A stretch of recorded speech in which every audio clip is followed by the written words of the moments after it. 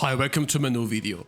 This video is more a follow-up to my previous video, music production on NixOS, where I've given you a rough showdown on how NixOS works, how you can set the drivers up, the real-time privileges. In the description you can find it. But yeah, something I really want to point out first and foremost, I'm gonna show in this video some more refined configuration steps you can take to have a better control over your audio.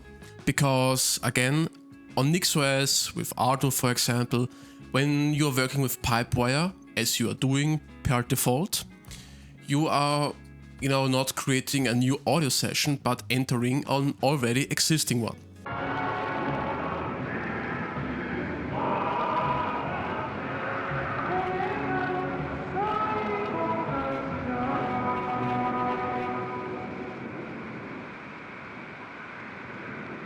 Because again, Pipewire is not just an audio driver, it's a multiversal driver cluster, basically, for video, screen recording, for music production, of course. So yeah, already in previous videos I've talked about starting up Reaper, for example, with fixed buffer size and sample rate, because if you do not define specific values at the session begin, then Pipewire will change buffer size and sample rate, I think, but definitely is buffer size mid-recording. That can be useful if you're doing gaming, for example, and doing OBS screen recording, Twitch stream, for example, and if the game is getting more processing intensive, that OBS, for example, the audio on screen recorder, specifically the audio recorder, increases its buffer size, so higher latency, but there is no frame drops whatsoever. But doing music production, you want the exact opposite, a fixed buffer size and sample rate. And you can do this via, Pipewire /latency equals buffer size, sample rate, and then the program you want to launch. And that usually works, because that was the process I've used in working with Reaper inside an Arch Linux distro box container, back in the days where I used a container for such purposes. Nowadays I'm running everything on NixOS natively. So how to solve it? I do not launch every time I want to work with Ardo, for example, a Pipewire latency, for example, the command, but I define it like anything else in the configuration page. Because in this configuration you have the ability, first of all, to define a sample rate, which is 48K. I mean, you can 96K if you would want to, but in basic home production you do not need more. And then in addition, you define quantum levels. What are quantum levels? Quantum levels are just fancy terms, Pipewire terms, for buffer sizes. You can define a default one, minimum, and maximum one, but I'm just gonna explain it to you. And that's one of the reasons why I think that NixOS may not be the easiest Linux distro to learn. It's not really the easiest to learn, but it is definitely the easiest to maintain of all Linux distros. Why do I say this? First of all, everything is in the configuration page. Again, you can split it up in multiple pages for better visualization, to have a conf page for GPU drivers, for virtualization, etc. Or you smash down everything into conf file. That's your choice. But again, you do not have to go into different subdirectives and in the root folder and search for a specific setting you may have changed. Everything is done centralized in the configuration page, which makes organization way easier. So if you want to change a value or undo one, you do not have to go on a searching spree for the next 10 minutes.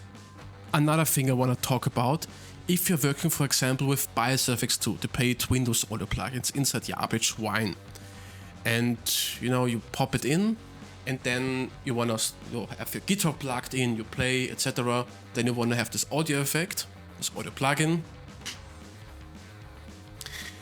Then what's really important for me to tell you that with some specific Windows audio plugins inside Linux, it's better to turn off temporarily the guitar input of the channel, activate the plugin, and then reactivate your guitar input. because sometimes it can cause the entire DAW to crash. But just that you are aware of that. So now, in my previous video, I've talked about music production on NixOS, etc. And I've also elaborated on how you set up the drivers, the configurations, even flakes in regards of working with Musenix. I think I just pop it up here. Let's see, NixOS flake.nix.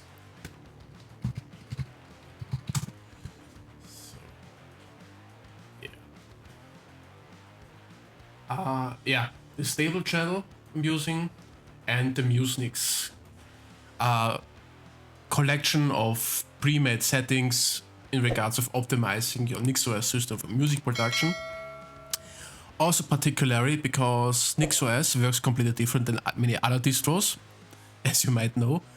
But one really essential part is when you install tools, any tools, these are installed in the Nix store. And your DAWs, etc. need to scan these directives where the plugins are installed. And scanning the Nix store itself is a nightmare. But luckily, this Musenix does all the work for us, basically creating symlinks, etc. And music does way more than just that, but that's one of the reasons why it's really essential. And yeah, but also another part I've done is setting up the Audiodriver, the Pipewire. And I'm just gonna pop it up.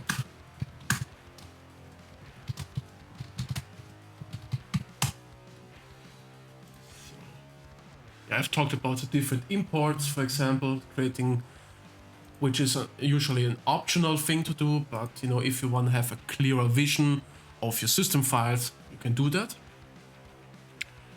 So, yeah.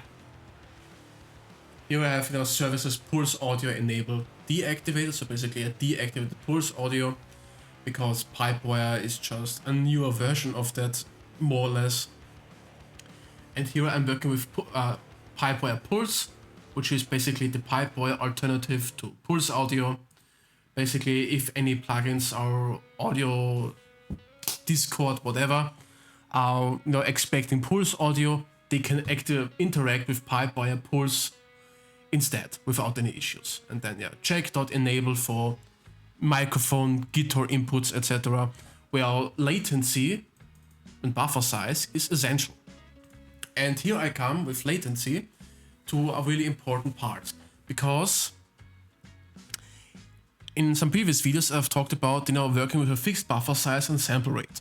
In the description you can find a video of me talking about that, and also another video in which I explain what buffer size and sample rate even are. I mean, these are rough over explanations, you can go into way more detail than that. But there's one thing I want to mention.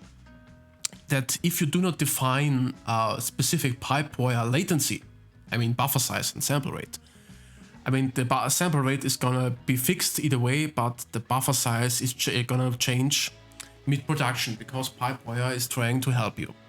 Now, if you're on a lower end system, that might be really important, but if you are doing some audio production on a decent system not made in the Stone Age, then you wanna predefine them. So how do you do this?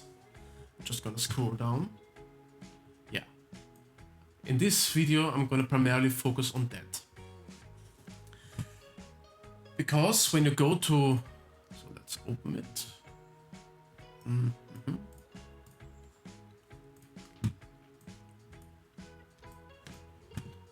When you go to NixOS Wiki, and then go to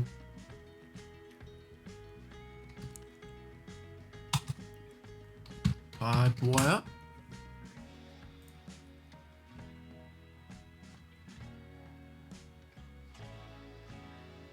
Yeah, this setting here.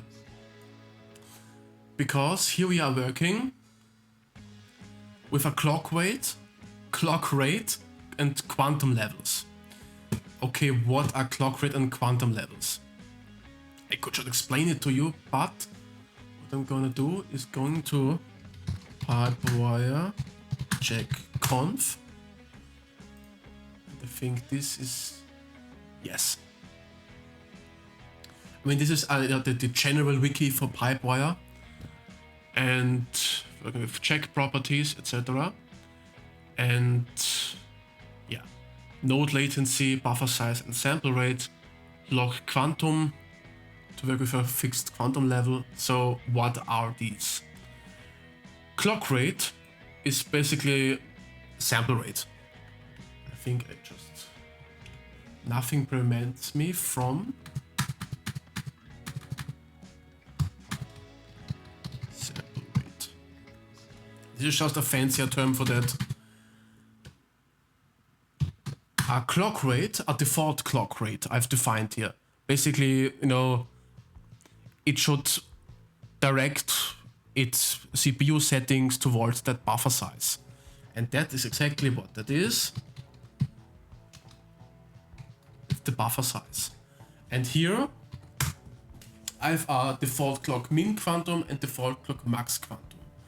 Now again, I've said previously that Pipewire changes its buffer size mid-production. And you could say that default quantum level is 256. The min and max, I give them all the same values, you could say. I have defined it that the minimum quantum level is also the same as the default one. I could have chosen a lower one. And I've default clock max quantum, I have one setting higher. That, for example, if that's really CPU intensive, the audio doesn't glitch automatically. It's the highest I allow Pipewire to go. Basically increase the latency a tiny bit. And yeah, and then if the buffers at the CPU load reduces, it switches back to the default value. Again, you can give it as much wiggle room or non-wiggle room as you would want to. Again, that's your own choice. I just want to tell you, no, that's really essential.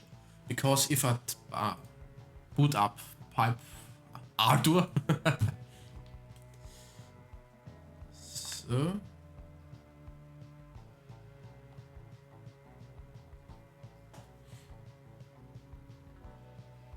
and here you can say the latency, the sample rate, yeah.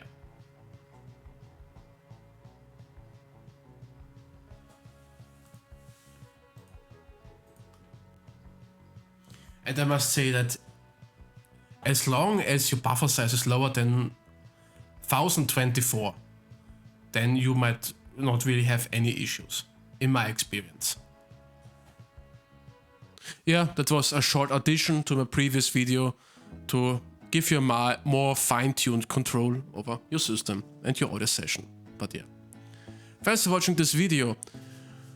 Keep working, because there's still much to do, and go read Berserk and Chainsaw Man.